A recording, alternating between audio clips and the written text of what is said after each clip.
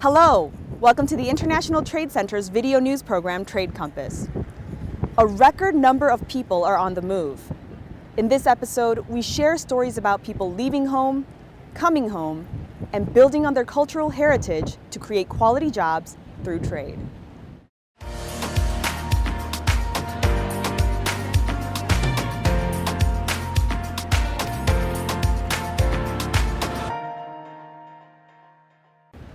Today, 66 million people are displaced because of conflict, disasters, and lack of opportunities.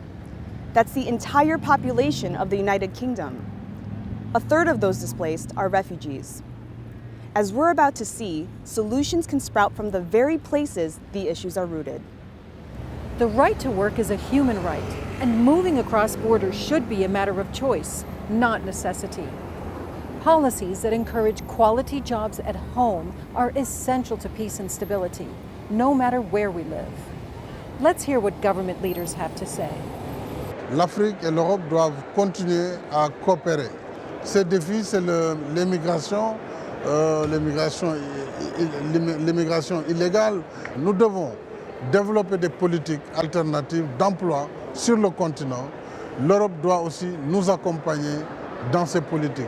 In 2015, we received 163,000 refugees. If you have policies to integrate the immigrants into the society, it's good for the society. This happened when we have the Balkan Wars.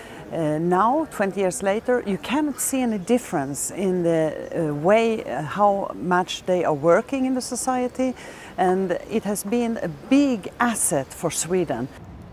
Most of the world's refugees come from three countries: Syria, Afghanistan, and Somalia. Syria alone accounts for about 5 million refugees. Swiss-Syrian designer Rania Kinch is doing her part to preserve her country's heritage and to create jobs for women in Syria displaced by war. She chooses to travel between her two countries, connecting the women to the rest of the world through their handmade products. The sanctions made it impossible to conduct any type of business. We can't order any raw materials from any country in the world. It would have been very easy for me to give up. We choose a craft that does not require electricity and that use local stones. You can make about 2 a day. Women who have children or who can't necessarily work inside the workshop, we give them the raw materials and they do them. And these beads are threaded beads. This is a typical Syrian craft that is usually passed on from mother to daughter. This is also dying because the women were all displaced. The merchants cannot find them anymore to give them raw materials for them to produce. Because we order so many of them, thousands, it forces the merchant to go look for them even if he can't find them. The women who did these are displaced women from the villages in the countryside of Latakia. The original team in Damascus would leave Damascus at 5 o'clock in the morning.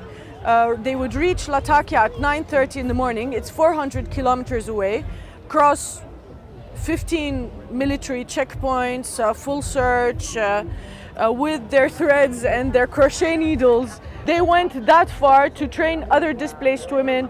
They are making now 4 times the average salary in Syria. So you don't need to have college degrees or even to be literate to make your own living, even if it's in a war zone. We also brought a trainer who trains banks and multinationals inside of Damascus in management and teamwork. And she spent a few hours with them explaining to them how the impact of what they are doing is resonating with the world. After that, I saw many changes in their behavior. Our team went from 20 displaced women to 108 women. People are starting to realize who made my bag matters. The livelihoods of the women is increasing through trade. Trade matters, and this is how the women are able to sustain themselves. Now you are exporting to international markets, to Switzerland, to Japan, to the United States. They get extremely motivated to say, yes, our work has paid off. Look at all these people wearing our product. it values them, it enhances their self-confidence. My behavior and the ethics that I put in what I produce matters. It doesn't only represent me, but it represents an entire culture, an entire country. Doing things differently means finding innovative ways of empowering people. Let's hear from the new Gambian government, which is putting women and youth at the forefront of its efforts to rebuild its society. We'll also hear from the musician Sona Jabarta, who is using culture as a gateway to inspire entrepreneurship. For the 22 years, plans were developed from the top bottom. Women are excited with the change. Youths are excited with the change. We want to have gender disaggregated data so that we can have evidence as to where the gap is and use all this evidence to develop the appropriate policies so that gradually or eventually they will forget about going the back way, dying in perilous journeys just to see the diaspora, and a dream that sometimes never comes true.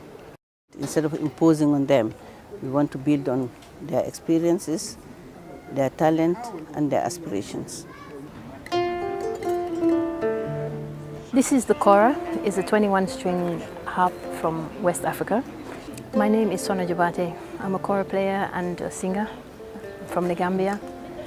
I belong to one of the griot families who have been keeping this tradition alive for over 700 years. I didn't put myself into traditional context of playing the instrument. I only targeted what was a new thing, which was the stage, the international stage. That I think is what gave me the freedom to be able to pursue it. Getting an education, a good education, is vital to your success internationally. So for me, the education that I received in the UK was also a very, very important part of my development.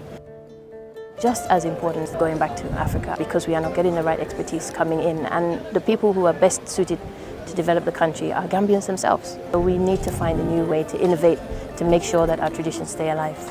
One of the most important ways to do that is to institutionalize aspects of our country industry. So the school that I set up is the first school to institutionalize our tradition. It has ways of teaching the tradition to students of all ages and from all different backgrounds. We'll deal with not only education, but also cultural preservation, so dealing with all of the historical archives and make it accessible to Gambians. Culture is going to open up so many avenues for trade. We can use that to train people in areas that they may feel a little bit intimidated to enter.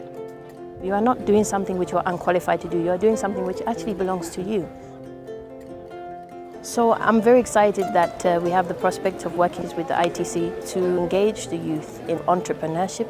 You can gain a qualification in music theory, in music management, production, design, in film. You know, there's so many different ways we can offer youth to come in and realize they have a very successful profession that can come out of it. We've met social entrepreneurs who use the diaspora as a springboard for trade, as well as policymakers who support their causes. We hope they've inspired you to tackle this issue in your own way.